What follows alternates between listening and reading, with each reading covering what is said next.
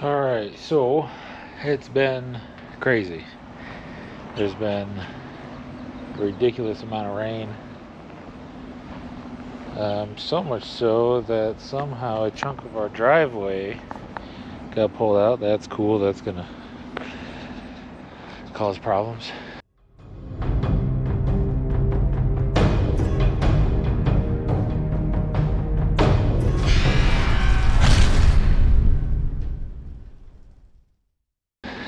But there was a lot of flooding. I mean, there was copious amounts of rain, and I think we're still supposed to get more. There's water just everywhere, and unfortunately, our French drain around the garage, the outlet pipe, was eaten through by a critter. It was just kind of pumping water into itself, which means the garage flooded. It's pretty rough. There's a rope for that. Still dripping. I just opened it. I'm gonna turn on this light here. Now I do realize that I need to clean and organize this place, and that will be happening at some point. However, so far it seems like I've been at least halfway decent and kept most important things off the ground in some fashion. The exhaust isn't going to rust. I'm not worried about that. But like, this stuff is fine. It's on a pallet. Obviously the engine's fine. It's on a stand. All these connectors I've always kept off the floor. Just gonna kind of waltz around here and see if maybe I did do a dumb and leave some stuff on the floor. I mean, there's some stuff that's down there, like that. The harness is off the floor, which is cool. Clutch slaves down there, a couple lines. I think in regards to the car, we're okay. Parts were okay. These totes don't have any cracks or chunks missing out of the bottom. So like even here with this electrical one, like there's no water in there, so we're good. I might have to deal with some rusty tools again, but to be fair, it all can be replaced, and it's not that huge of a deal, but it does suck. Nobody wants to have their investments get screwed over because of the weather. But it doesn't look like it got too deep. It didn't even get up the tires on the wheels. Like, it didn't get up on the wheels at all, so I think we're good. So praise be that there is not a whole lot of water in here. I mean, there's a lot of water, but it didn't get that high. It's a little gross. So at some point I will need to get everything out of here and actually like clean the floors now. But for now, it is sunny. It's nice out. And I'll just leave this open, and hopefully it's really muggy too, so hopefully it'll dry out a bit with the door open. However, it's not the only reason why I'm out here. If you remember in the last video, the engine's making a noise that I don't think it should be making. So I'm gonna try to figure out what that is, which likely means turning it over, taking the oil pan off, and seeing if it still clicks. My impact is charged now, so I think I'm gonna try turning it over with that and see what happens. See if it still does it. I mean, stranger things have happened. Right? Let's be positive here. You know, ideally it'll be nothing, and I'll have nothing to worry about, and everything's gonna be okay. Let's get that socket on there.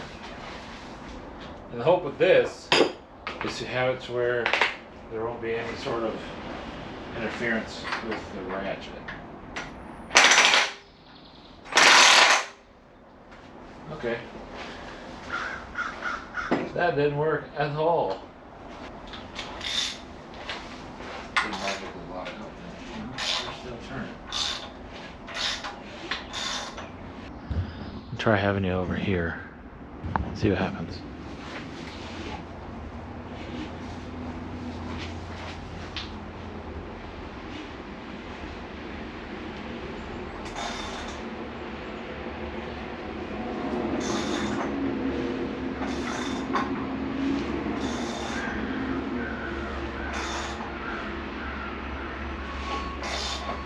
Seems like it's something right at TDC in cylinder 6. But it's not happening yet.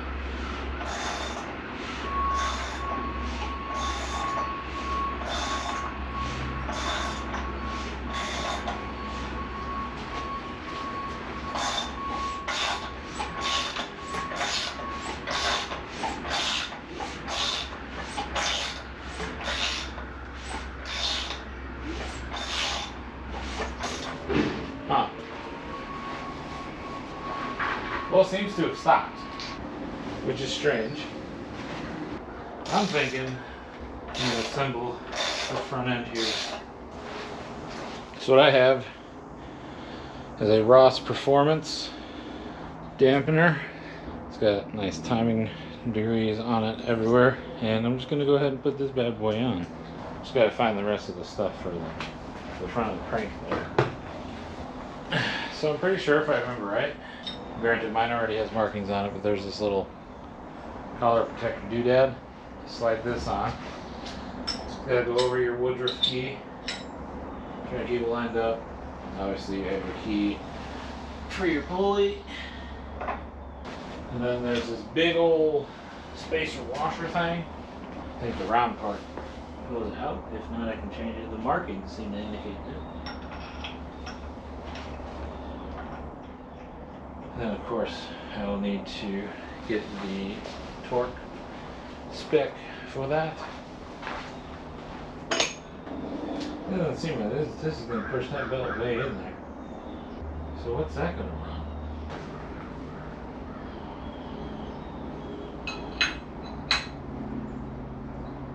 I have no idea. Actually, you know what? There's isn't there timing cover bits down there? There's timing cover bits on there. I had to do this one. Idiot.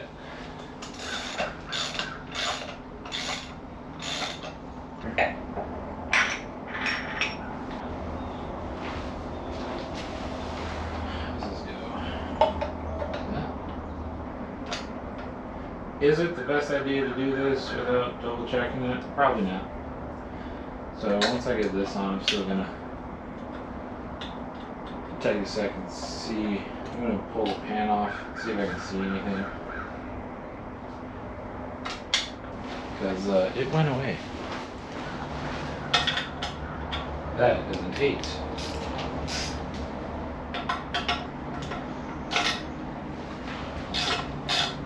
Don't know if it's going to be the same on yours. Like I've been saying the whole time, I don't really know how accurate all my parts are due to the condition I received this in.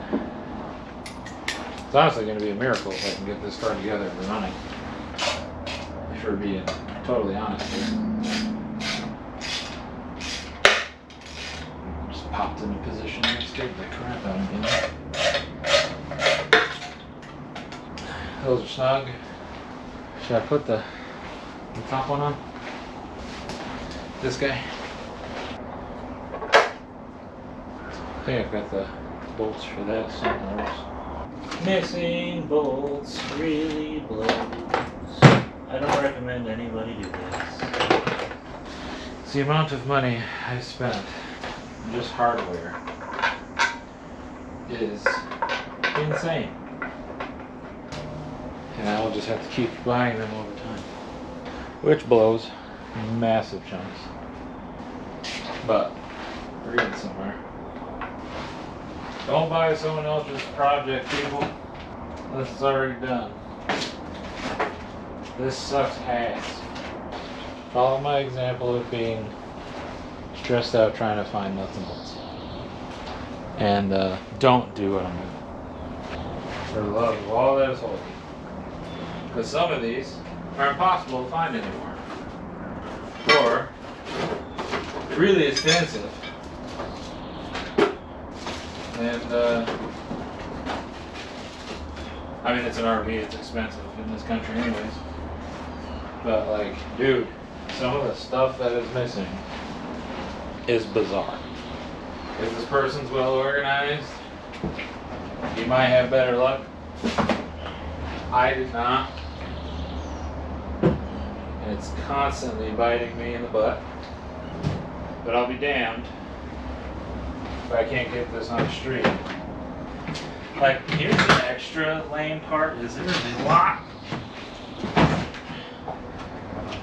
of good time and good money invested in this car and in this engine, because everything is so all over the place. Like, even the guy I got it from would have no idea where a lot of this stuff is. In fact, while we were packing it all up, he very much made it clear he doesn't know. Stack on top of the fact that he didn't care anymore. So now it's my problem, and my lack of large sums of money to try to figure it out. So I'll probably have to buy these. I had these somewhere. I just don't know where they're at. I know I do. At least what I thought was those. Whew, it's muggy. Found them. Whew, I knew I put them somewhere smart.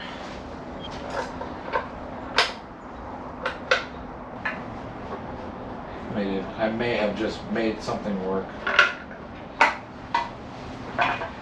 earlier.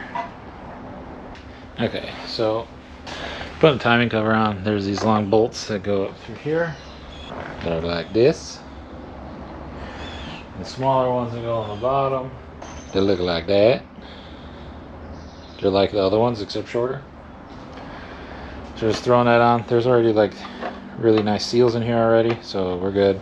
Just gonna go ahead and continue that as I drip sweat everywhere. Because holy cow. This is a Midwest summer on steroids because of this. I'm guessing this weather is from the storms that are happening down south. That's what I was told. And we're getting some influx from the tropical storm that happened down in Texas and in the Gulf region. So it's actually making our weather nuts. Is that the factual truth? I have no clue. But that's what I was told. And I don't have any factual basis to debate against it. How convenient would it be if these are the same size as the ones for the... They're not. The ones for the rocker covers. Okay, so these are standard bits. Let's see if they'll work. Yeah. So my 3/16 hex key fits that just fine. All these other ones were 8 mils. Snug those up nice.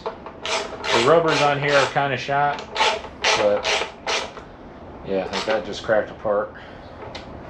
Not super worried about it at the moment. Guess we'll see what leaks later and what doesn't. So now I'll go around, make sure all these are nice and snug. I'm not going crazy on them. I know it looks like I might be because I have bare polish, but I'm not. The wrinkle black on here did not turn out that great. Okay, so now back to the crank pulley. That's gonna go there. Does that go like that? That seems kind of close. But it would line up with that. Definitely line up with that inner pulley. And the outer one I would assume would be for the alternator, wherever that goes. Power steering pump, wherever that goes. Don't move. I need to check and see how that goes on. Well, I just realized I'm done and I gotta put the cast bracket on under here, so just gonna take this off again. Make it clear, like I said before, I don't know really what I'm doing, and I'm trying to make sure I do this right. So if I see me messing up, I mean, yes, of course, call me out in the comments so I can come back and fix it later. And also, for anyone else who happens to stumble upon my stuff, so they don't mess up either. I think this whole gatekeeping in the automotive community is a load of horse shit. And I'm not bleeping that because I mean it. Everyone should have these opportunities, I think, if they're willing to take the risk. And there should be people out there willing to help, which is what I'm trying to do with this. Problem is, I don't know everything. So I need to get that bracket on down there. I'm a dumb and forgot it. Thankfully for me, at least some of these bolts are still there. They were with it. They're the right ones? I hope so. I hope so. Mine are 12s. I don't know if that's what yours are going to be. Like I said, I don't know if I have the right hardware. I think we can put this back on now.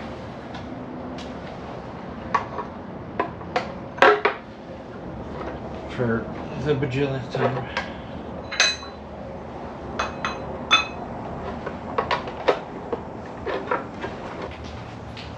I actually got new bolts from a cast. The cam angle sensor. Mostly because I don't trust what I have. And this seems kind of important. And thankfully, it was actually marked. So if you take this off, mark where they were. Because that's going to be very important. And I'm assuming this probably needs to be put on the top dead center. So let's get there and do that, damn it. I don't know if it has to be. I'm doing it to be safe right now. And honestly, with these new cams and all that, I don't know how necessary it is. But, you know, you're taking apart an engine, just mark where your stuff is at for safety. It's always better to be too safe than not at all. And have something go explodey, especially with something this expensive. Explodey is exactly what we don't want. So I'm gonna go ahead and take this off.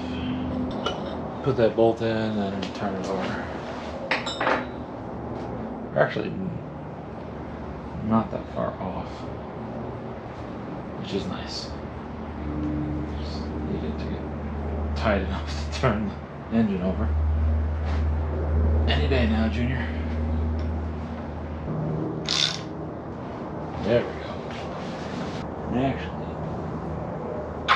that little bit of movement was fine. We're back lined up. TDC. Maybe this will be the last time we put this on.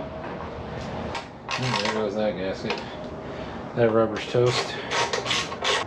I knew it was coming. It's just rock solid. I'll have to get some more. Maybe I can make some. I'm actually going to take this inside so I can measure it, and I'll just make some and print it out. And I think it's pretty obvious, but we don't want these to move, so I'm going to go ahead and put some orange Loctite on here. And I'll leave them loose so I can line it up properly. This is the Nubis cast bolt kit from Raw Brokerage.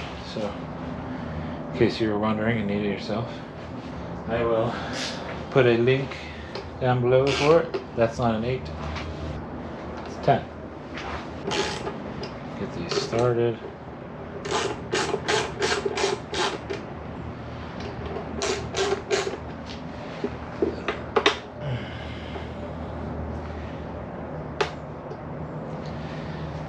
Alright. Those are lined up. Let's definitely go somewhere. I don't think it's here though. And I'm pretty sure that I found that this pulley goes on like that, facing the inside. So we're gonna do that. So I got these little bolts that fit. Some Loctite on those. Now that makes sense with that pulley. Okay.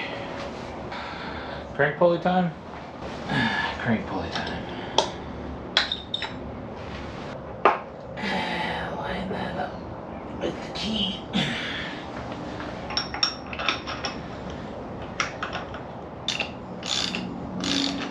Now it keeps going smooth. We're Gucci. So far, we're Gucci.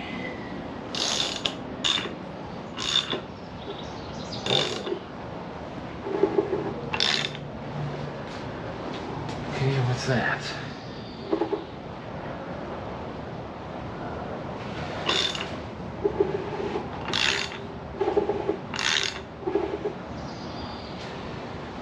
Something's touching.